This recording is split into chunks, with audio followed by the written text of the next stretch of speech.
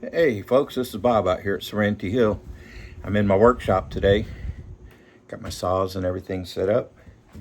And I already did one little project today. We needed a little towel bar, hand towel bar for the vanity. So I just took a couple pieces of scrap, made a little L-shaped deal, screwed into the side of it. I didn't want to go too fancy or involved with it because I'm going to be building shelf units that'll go between the side of the vanity and the wall, and those will have built-in towel holders. But I needed something to hold a hand towel because it was kind of inconvenient having it on a towel bar in the shower and having to walk with wet hands from the sink over to the shower to dry your hands. So just a little something, and I'll show you what else I've got going right now. This is Deb's special request.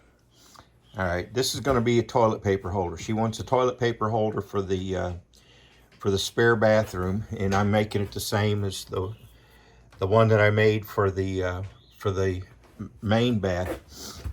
Now I know the wood looks a little different here. This is a piece that's been cut and been sitting out for a long time, so it's gotten pretty well oxidized. This is more freshly cut. And all this is one piece that's here about 3 inches by 10 inches. Two pieces that are 4 7/8, but one of those I cut a chunk out of. You can see I got a little end piece here.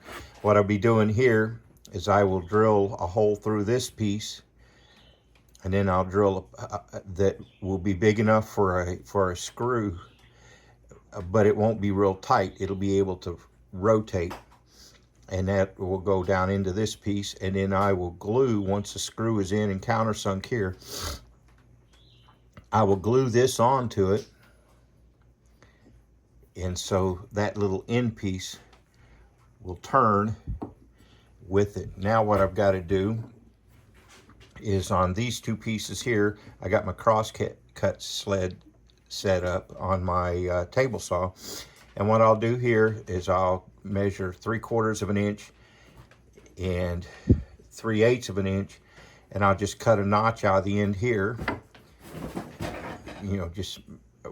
cut a rabbet out of here, and then here I'll cut a notch that'll be 3/4 wide by 3/8 deep, and this will just set down in it nice and flush. And then these two pieces will just be glued and screwed to this board after I sand it. I will go ahead, I've got a round over bit set up on my router table, and I'll go ahead and round over the edges here so it'll be the same as the other one. Once I sand this, these pieces of wood will be real close to the same color. I'll just spray some lacquer on it. So I've got my sled on my table saw, so let's go over there and get these pieces set up so that I can get them ready to go. Now, if you've got a table saw and you haven't built a sled for it, you're really missing out on being able to do some really precise and interesting work with your table saw. I built this out of a piece of scrap, 3/4 inch plywood, a couple pieces of 1x, got a piece of 2x4 on the back of it here, just as a brace and as a sacrificial piece. It's just screwed on. I can take that off if I need to. But what this allows you to do is take small pieces like this that normally, this would be really dangerous to try to do freehand, but you put it in here and it's up against the stop, it's up against this back, it's held secure, and you can work on it real easily. So what I've got to do now, I'll do this. This is the pivoting piece, and I need to make it so that it'll fit down in this piece, and they'll fit flush. And so what I need to do is, this is 3/4 inch wide. I'll verify it's 3/4. Yep, this is 3/4 inch wide. So what I need to do here is set up so that from this edge of the blade to this stop, it's 3/4 of an inch. And it's just a piece of a piece of 2x4 and a clamp that I use for my stop. And the reason why I measure to this side of the blade instead of this side, if I measured to the inside of the blade here, I'd actually be 7/8 because the blade's about 1/8 of an inch wide. Right. So, and then I tighten this clamp down.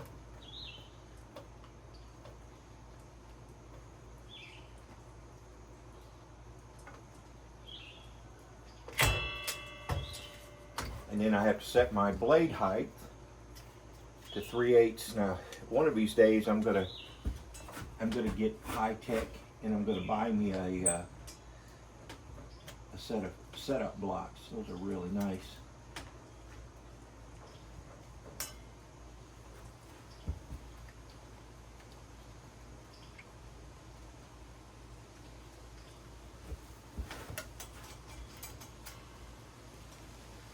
You measure to the top of the tooth. And I always prefer to go a little less than I need to, because I can always take a little more off if I need to, but it's real tough to put some back on.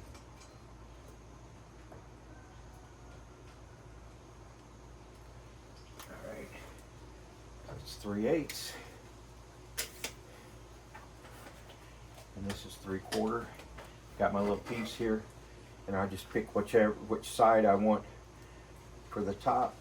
It looks, prettiest. So, and then I'll cut the bottom side of it.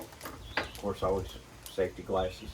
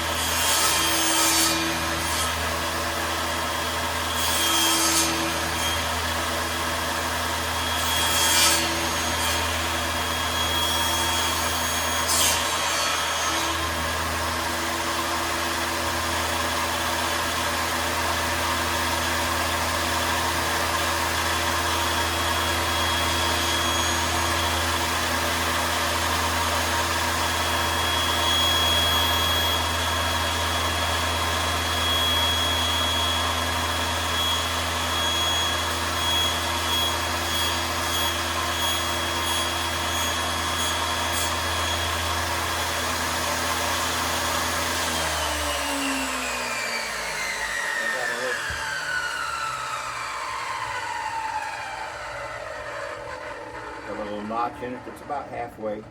If it's not deep enough, I'll just raise the saw blade up a little bit and take a little bit more off.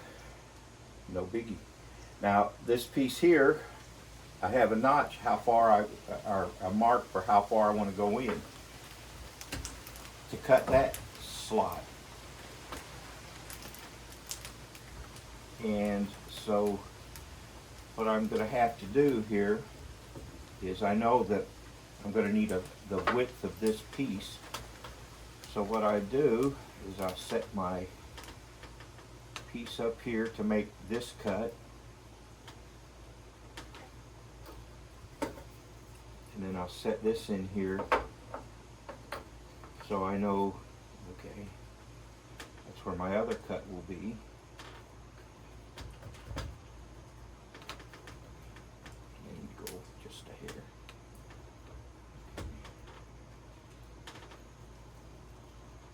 And what I'm doing here, I've got this piece set in, that way I know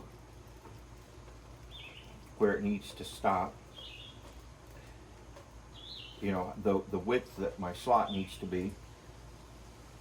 When I take this piece out, I can make my first cut and then go in and make my other cuts. And that way it'll cut my notch the width that it needs to be, but it'll leave this little piece here. so I don't get overzealous and pick which side I'm going to use for the. One of the things you do with the wood here, sometimes, you know, one surface might look prettier than the other, and so I want to make the prettiest part face up, you know, where it's going to be the most visible. And that's going to be this right here. I have my piece here.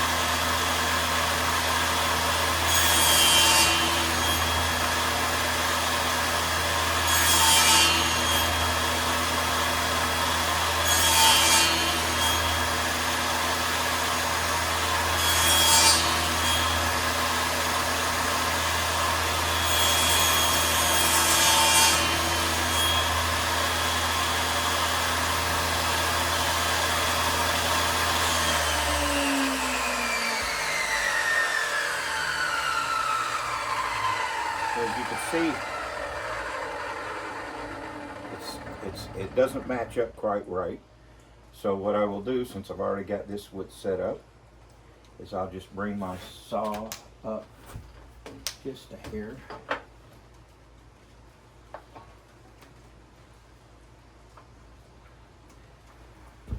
And repeat that cut. And then I'll do this one again.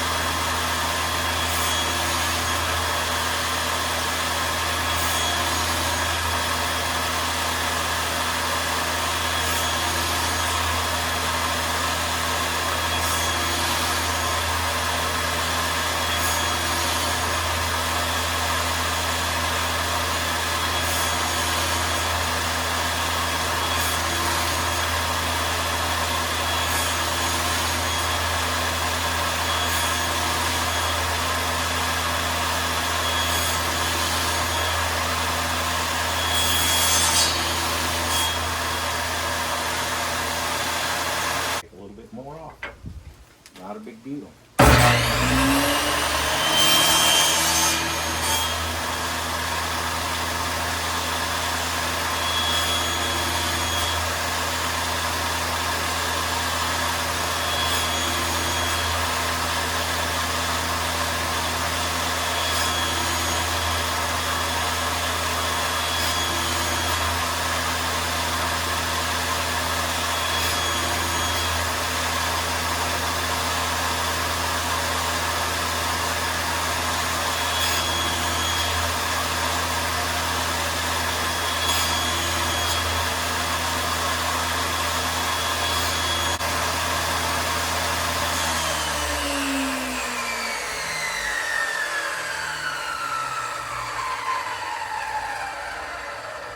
Okay, now I'm happy with that. When by the time I sand this and this to smooth out my little saw marks, that'll be about perfect. And then the other piece, boom. Now, you know, there's a lot of ways to do this. I could have taken the time to put a dado stack blade off, but not everybody has one, and it takes time to get it off and set up. But with this little crosscut sled, it gives a lot of flexibility with the saw I mean, trying to do that free, you would not want to do that freehand, and trying to do that with just the little miter gauge, a little pusher that comes with it. So if you've got a table saw, you really need to make yourself a sled. I even use this when I can put a little, put a nail in here, a finish nail or a brad nail, cut the end off of it so it's pointed. It's set a piece of wood on here and take a square piece and turn it into a circle. Put various other pieces into, I could screw an angle piece down, a 45-degree angle piece down, and put the wood in and cut beautiful miters with it, and just like that. The wood's nice and secure. I don't have to worry about kickback, and I can keep my hands away from the blade, which is what you want. And the runners are just little pieces of wood, cut little thin strips of wood the width of these trails, and then that way it just runs right in the rails that are built into the saw, just like that. This is due to have some more wax put on it because it's a little bit harder to slide. A little paste wax, thing slides beautifully, and it's made with scrap wood, and probably didn't take me 30 minutes to make, and that's because I'm slow. All right, well, let me get these sanded and we'll get the final assembly done. Well, I got my router table set up. I got a round over bit on it. Fence is already set up from previous work. Now you can see this is what it looked like before. Hopefully it shows up, the color shows up. This is the back side, and this is the front side after I sanded it. You see, it's not that much different because this all came from the same tree. Of course, it'll get a coat of lacquer on it. I'm just going to round the edges off on this.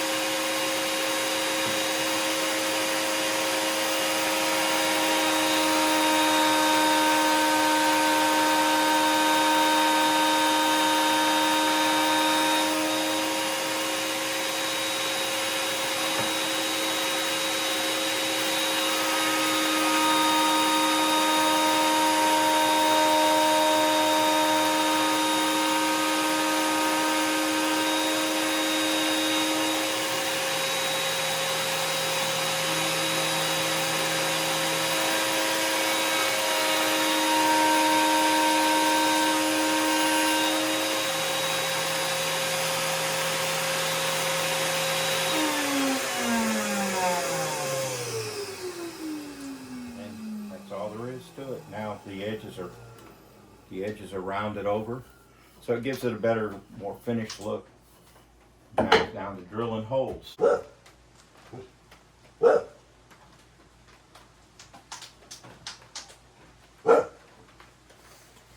Okay, holes marked where I'm going to drill them. These will have to be countersunk because they're going through the back here.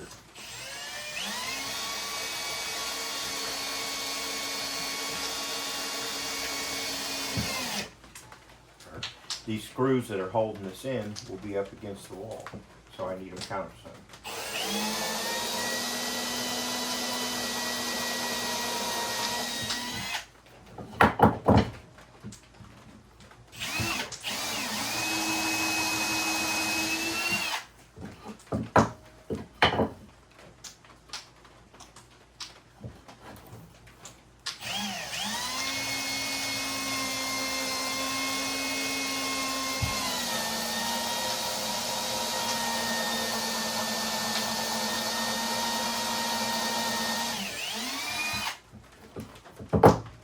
So find the center, draw a line corner to corner.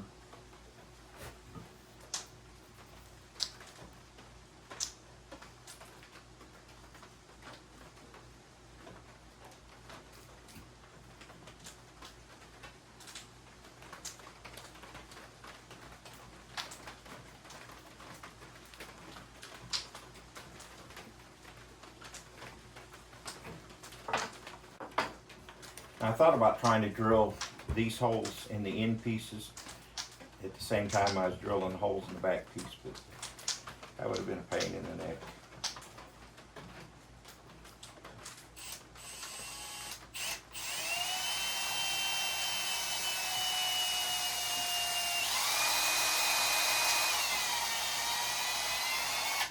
And those holes don't need to be countersunk. Don't need a countersunk.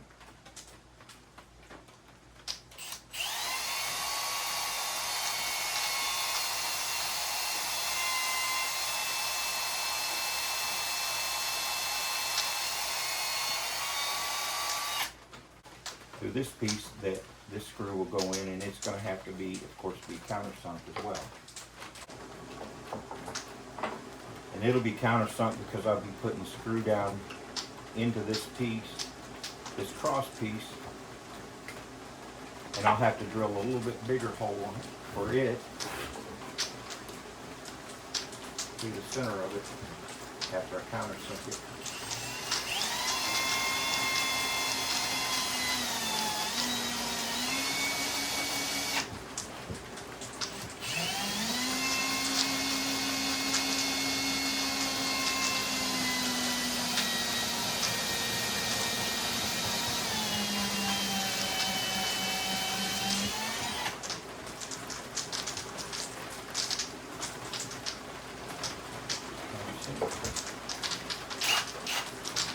And then I have to drill a bigger hole in it so that it pivots freely around the screw without trying to unscrew it all the time.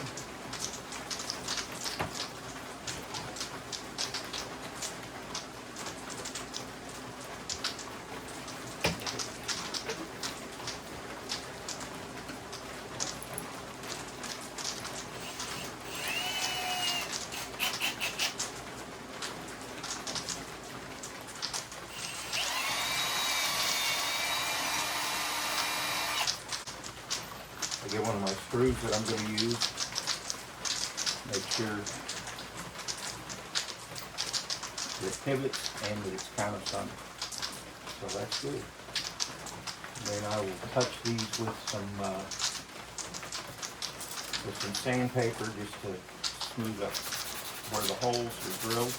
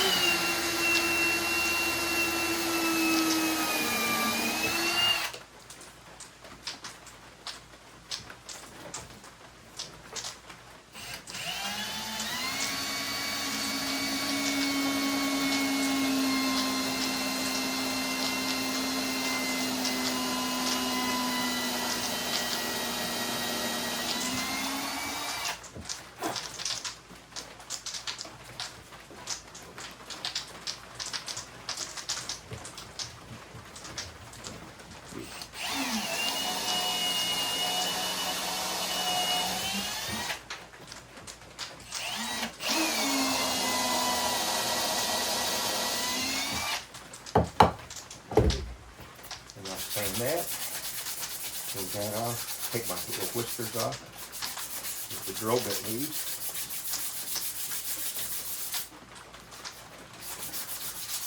And now it's time for assembly. And I'll go ahead and use a little glue.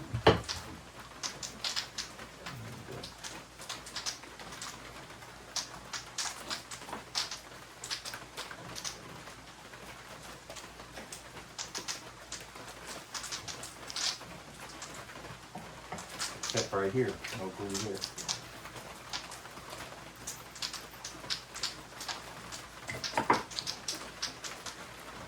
The thing that's nice about using the glue is it just gives a little more strength. You don't have to worry about it just coming apart. And glue would probably hold it sufficiently by itself.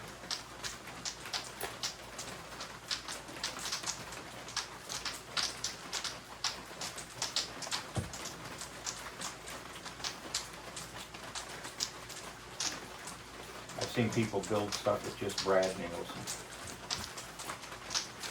I just can't bring myself to build things with just brad nails.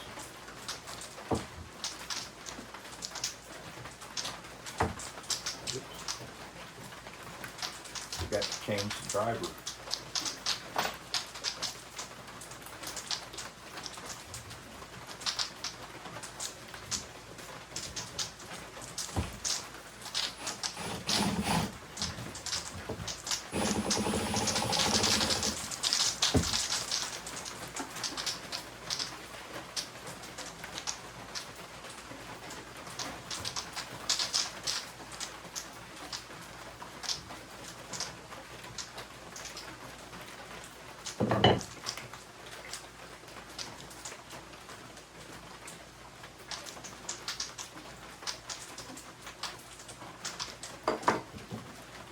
Make sure of the orientation.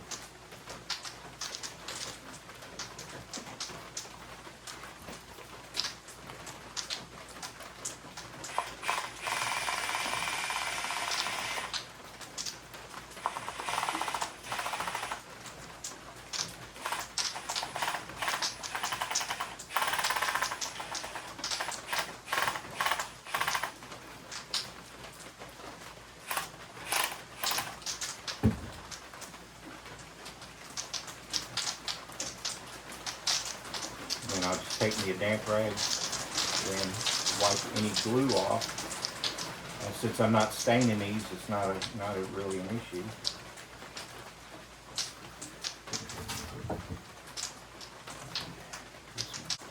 And there's no question on how this one goes.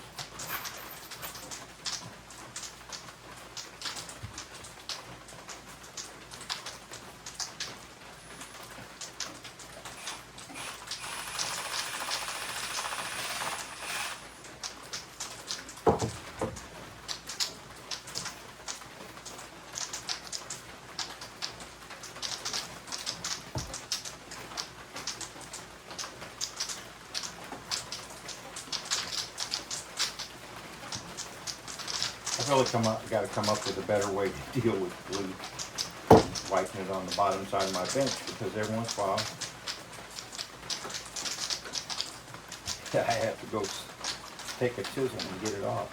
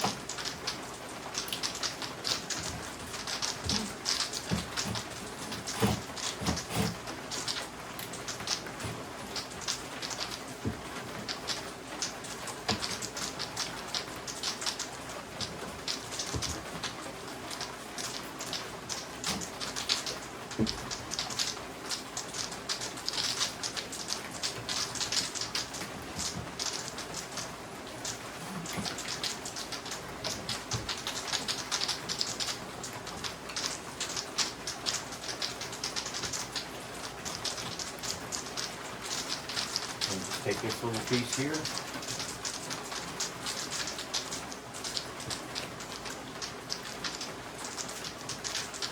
glue it on.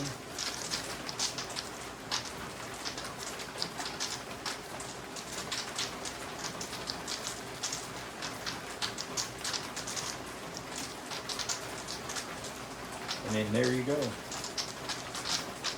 All you do now to load your toilet paper on is you pivot this up, put the toilet paper on, pivot it back down, and the little end piece here is glued on so it moves with it. So when you look at it from the end, you got two square ends. You don't see a fastener anywhere here. Now, I do have fasteners here, but There you go. Just a pivoting toilet paper holder, just like you would see buy at the store, only in metal, but this is all in oak. And I'll just clean up my squeeze out, let this dry, and let this glue set up, and then spray it and go mount the thing. All right, so there you go. You know, it's not that hard to make something. If I weren't doing a video on this and recording it, I could have probably had this done in about 30 minutes or so. It takes a little bit longer when you're recording and doing setup and making sure everything works right. But yeah, just come up with an idea, sketch it up, measurements. I went online. We didn't have any large rolls of toilet paper at the time. All we had was the RV toilet paper rolls, which are smaller, and I knew we were going to be buying the mega rolls. So I went online to try to find out what the dimensions were, and then that's the dimensions I based this on. So this will hold one of those big mega rolls. It will hold those, it's spaced out far enough it'll hold that. And so now Debbie's got her toilet paper holder, so I'll be a hero, and it took me about 30 minutes to do it. So it's not hard. Like I said, if you've got a table saw, make yourself one of these cross-cut sleds. There's all kinds of videos. I'll end up doing one sooner or later, because I'm going to build me a bigger one, a wider one that will take bigger pieces of wood. I'm kind of size restricted on this one, but I used what I had on hand. I've got some other projects where I'll have some wider pieces of plywood that I can use to make a bigger one without having to go out and buy just specifically for this. So crosscut sled's handy. I've got the router table. I got this one on sale at Amazon. Came with the router. Was like $160, $170 on sale. It does great. You can also make a router table and use a router, or you could even clamp it down to a tabletop and use a little handheld router to it to do the same thing, to do the roundovers. Or you could just leave the edges square and kind of round them off with a sander. You don't have to have a whole lot of expensive tools. Just have some imagination, and don't be afraid to get out there and try something. All right, well, I'm going to clean this thing up and put some lacquer on it, and then take and put it in place in the house. This is Bob at Serenity Hill. Thanks for stopping by and checking out what we're doing. I've got some other things I'll be building today, but we'll catch you up with those at a later date. So don't be afraid to get out there and try something, do something. It's not that hard, and you can make something that will be one of a kind for your space, that won't look like anything that anybody else has. Thanks for stopping by, and we will talk to you on the next one. Bye now.